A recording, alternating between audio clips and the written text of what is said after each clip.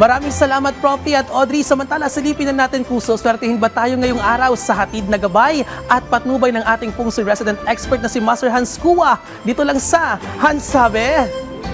Rise and shine, mga ka-RSP! Eto na muli ang araw-araw na inaabangan mga gabay, patnubay, paalala at prediksyon mula kay Master Hans Kua ngayong Friday, Biyernes, ika-22 ng November. Eto na!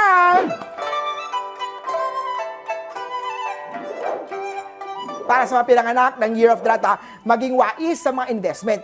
Hindi dahil kumikita ang kaibigan mo sa isang klaseng negosyo, ay ito rin ay posible mangyari sa iyo. Lucky color, yellow, number 7, ang lucky kay Year of the Rat.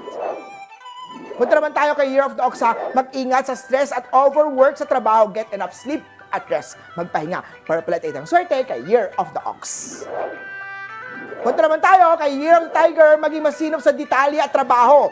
Double check lagi ang ginagawa bago ito i-submit. Avoid financial risky mga venture ngayong araw sa mga pinanganak ng Year of the Rabbit. Hindi ito advice. Maghintay sa tamang panahon. Magsuot ng something violet at number 10 ang swerte kay Year of the Rabbit. Kayo naman mga Year of the Dragon, don't forget birthday and anniversary. Ang pagpapahalaga sa minamahal ay tanda ng iyong love. Hindi kailangan ang mamahaling regalo upang pakita na mahal ka niya. Maswerteng kulay ay brown, number 15 ang swerte kay Year of the Dragon. Sa mga snake naman tayo, do not bite off more than you can chew at baka ma-overwhelm ka sa trabaho. 1 at red ang swerte kay Year of the Snake. Iwasan ang masyadong junk food. Sa mga pinanganak ng Year of the Horsey, it can lead to serious health issue. Always maintain a healthy lifestyle. Blue at 13 ang swerte kay Year of the Horsey. Kay Goat naman tayo, put on hold muna sa paglabas ng pera sa negosyo. The time is risky, kaya pasensya o patient lang muna. Hinihinay, green at 6 ang swerte kay Year of the Goat.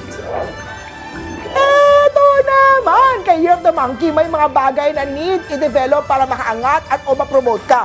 You can be a master of everything at need i-prioritize ang career that can give you happiness over one with more money. Maswerteng kulay ay magenta, number 17 swerte kay Year of the Monkey. Punta naman tayo sa mga pinanganak ng Year of the Rooster. Kung single ka pa i-prioritize na ang mga kagagastusan mo. Huwag maglabas ng pera sa mga risky na negosyo. Silver 13 ang swerte kay Year of the Rooster. Malaking turn on ang pagkamalasakit mo sa iyong sweetheart o kay partner sa mga Year of the Doggy.